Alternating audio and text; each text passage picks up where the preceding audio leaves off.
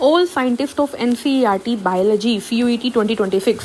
CUET के exam में scientist से क्वेश्चन जरूर आते हैं, 1 या 2 क्वेश्चन आपको साइंटिस्ट से जरूर मिलेंगे। तो क्यों ना 10 मिनट के अंदर वो 2 क्वेश्चन हम अपने बना ले, यानी 10 नंबर हम अपने बना ले, यानी 2 मार्क्स की नेगेटिव मार्किंग को कम कर ले, है ना। तो जल्दी से देरी ना करते हुए शुरू करते हैं। हम NCERT में पूछे गए, NCERT में दिए गए हर एक साइंटिस्ट को इस वीडियो में डिस्कस कर लेंगे, सिर्फ और सिर्फ 10 मिनट और आपका टॉपिक खत्म, आपके 2 क्वेश्चन आपके हाथों में।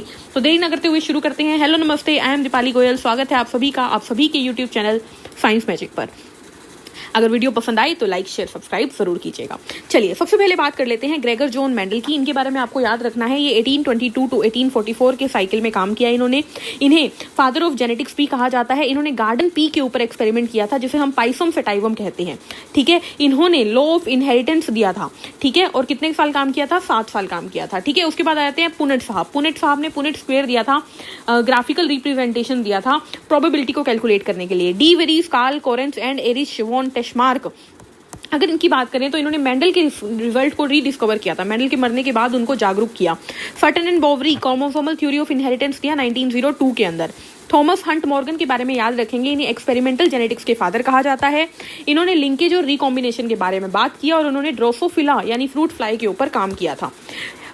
एल्फ्रेड स्ट्रूवेन, ये मॉर्गन का स्टूडेंट था, इन्होंने जेनेटिक मैपिंग की थी और इन्होंने फ्रीक्वेंसी ऑफ रिकॉम्बिनेशन बताया था, ठीक है, मैप करके क्रोमोसोम के अंदर जो जीन्स है उनकी मैपिंग करके। हैंकिंग के बारे में बात करें तो 1891 में इन्होंने स्पर्मेटोजेनेसिस को देखा इंसेक्ट के अंदर और फिर वहां से एक्स बॉडी नाम का एक स्ट्रक्चर बताया। बाद में उसी एक्स बॉडी को एक्स क्रोमोसोम कहा गया, यानी इन जनरल हम कह सकते हैं एक्स क्रोमोसोम की डिस्कवरी की।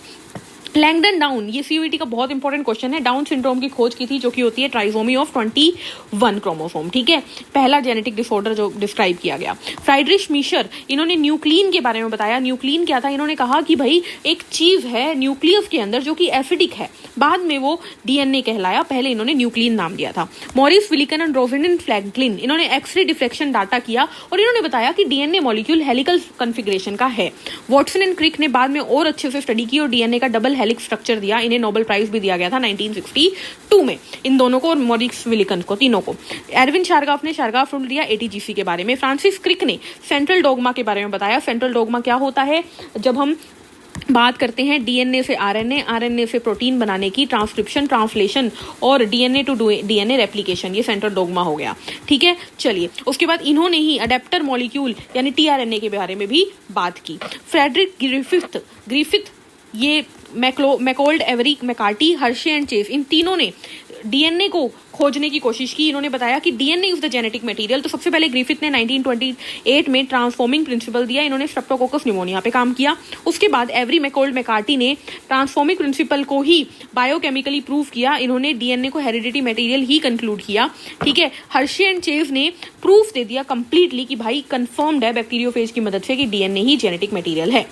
मेसल्सन एंड स्टोल ने semi conservation nature of DNA बताया, यानी semi conservative nature of DNA, यानी 2 स्ट्रैंड्स होते हैं, एक स्ट्रैंड पेरेंट का होता है, एक दूसरे का होता है। ई कोलाई के अंदर नाइट्रोजन को यूज करके एक तरीके से बोल सकते हैं। टेलर एंड कलीग के बारे में याद रखिएगा, इन्होंने भी semi conservative nature of DNA ही बताया था, लेकिन उन्होंने नाइट्रोजन नहीं, रेडियो एक्टिव थाइमिडीन यूज की थी, और किसके ऊपर? विसिया फाबा के ऊपर, ठीक है। मेसल्सन ने ई कोलाई पे की थी, इसने विसिया फाबा पे की थी। जॉर्ज गेमो जेनेटिक कोड के बारे में बताया कि वो 3 न्यूक्लियोटाइड का बनता है। हम बोलते हैं ना AUG, GUG, गैग, गुग, ये सारे क्या है? ये ट्रिपलेट कोडोन, मतलब जो कोडोन होते हैं 3 न्यूक्लियोटाइड के बनते हैं, यही बात है।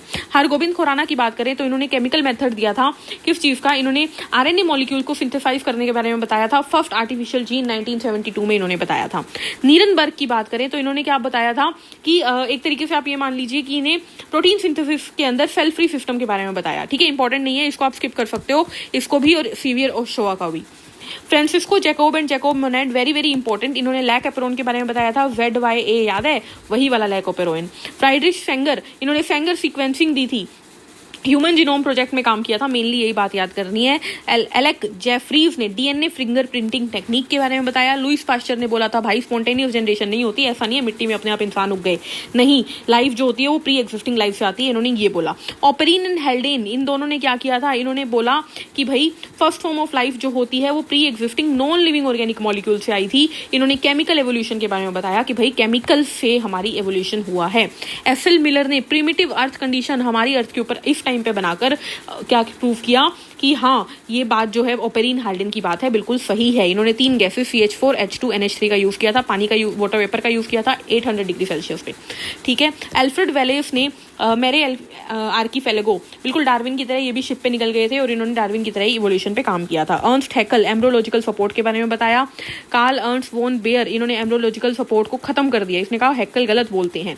डार्विन साहब एडेप्टिव रेडिएशन नेचुरल सिलेक्शन के बारे में बताया, ये हमारे फादर ऑफ एवोल्यूशन है। लेमार्क जी ने डार्विन से पहले use and disuse of organ की बात की थी।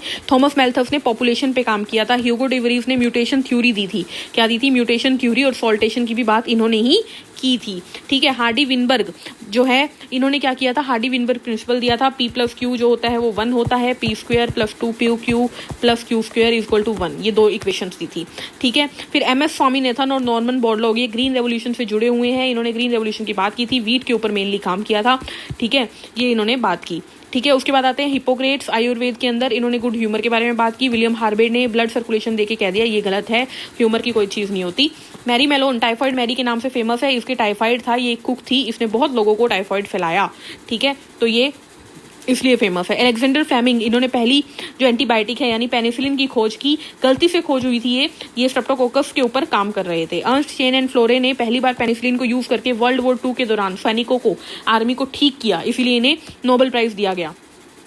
Stanley Cohen and Herbert Boyer first recombinant DNA के बारे में बताया। कोनेल, गोस, मैकर्थर तीनों ऑर्गेनिज्म एंड पॉपुलेशन में आता है। कोनेल ने कहा जब एक सुपीरियर स्पीशीज और इंफीरियर स्पीशीज एक ही जगह पे मौजूद होगी तो सुपीरियर इंफीरियर को एक्सक्लूड कर देगी, क्या कर देगी? एक्सक्लूड कर देगी, ठीक है, साइड में कर देगी। लेकिन गोस ने कहा नहीं, एक्सक्लूड नहीं करेगी, वो एलिमिनेट कर देगी। गोस ने कहा एलिमिनेट ही कर देगी, भाई तू निकल जा, ठीक है। और मैकर्थर ने कहा ऐसा कुछ नहीं है, अगर वो चाहे तो 4 स्पीशीज 5 स्पीशीज भी एक ही जगह पर इकट्ठा रह सकती है, अगर वो कंपटीशन खत्म करके अपनी सहूलियत के अकॉर्डिंग टाइमिंग्स बांट ले, काम जो है बांट ले, कि मैं सुबह खाऊंगी तू शाम को खा, तू पत्ते खा मैं फ्रूट्स खाती हूँ, इस तरीके से, ठीक है। तो ये तीनों इसलिए फेमस है। कोनेल के बारे में याद रखोगे, इन्होंने बार्नेकल के ऊपर एग्जांपल दिया था, ठीक है, और एक्सक्लूजन की बात की थी। गोफ ने क्या कहा था? एलिमिनेट की बात की थी। और मैकर्थर ने कहा था रिसोर्स पार्शनिंग, रिसोर्सेज को ही बांट लो, 5 स्पीशीज भी बार्बर्स की एक पेड़ पे रह पाती थी।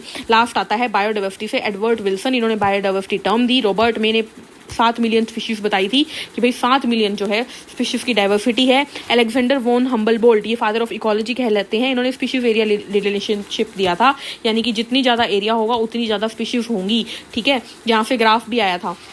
डेविड टिलमन, इन्होंने आउटडोर प्लॉट्स लगाए थे, इन्होंने जो है ये बताया था कि भाई जितनी ज़्यादा वेरिएशंस होंगी उतनी ही ज़्यादा पॉपुलेशन बढ़ती जाएगी, डाइवर्सिटी बढ़ती जाएगी। और लास्ट है पॉल एलरिच, इन्होंने रिविट पॉपर हाइपोथेसिस दी थी। इन्होंने कहा था जैसे एक एयरप्लेन होता है वैसे ही हमारा इकोसिस्टम है, और एयरप्लेन में जैसे नट होते हैं यानी रिविट होते हैं, वैसे ही हमारी इकोसिस्टम की स्पीशीज हैं।